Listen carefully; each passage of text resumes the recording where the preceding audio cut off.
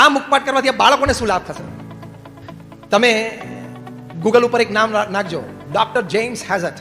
એ બહુ મોટા neuro scientist છે. તો એમણે ખૂબ રિસર્ચ કરીને લખ્યું કે સંસ્કૃત ભાષા, એ ભાષા લખતા વાંચતા શીખીને પછી એનો મુખપાઠ કોઈ કરે, એટલે કે એના જે શ્લોક છે એનો મુખપાઠ કરે, તો શું શબ્દ એમણે લખ્યા છે કે that increases the size of that brain regions which affect the cognitive functions of the brain. એટલે કોગ્નિટિવ એટલે યાદદાસ્ત.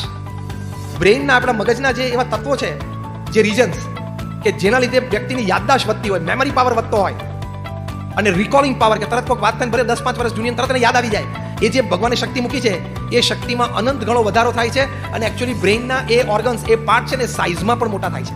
એટલે તમારા સંતાનોને તમે સત્સંગ, દીક્ષા, મુખપાઠ કરાવશો એટલે એ બાળકોની મેમરી પાવર વધશે, એ ઇફેક્ટ એના એજ્યુકેશનમાં પણ આવશે, ક્લાસમાં પણ એના નંબર, ગ્રેડ અને પર્સન્ટેજ વધતા ચાલશે. આ એનો લાભ મળવાનો છે.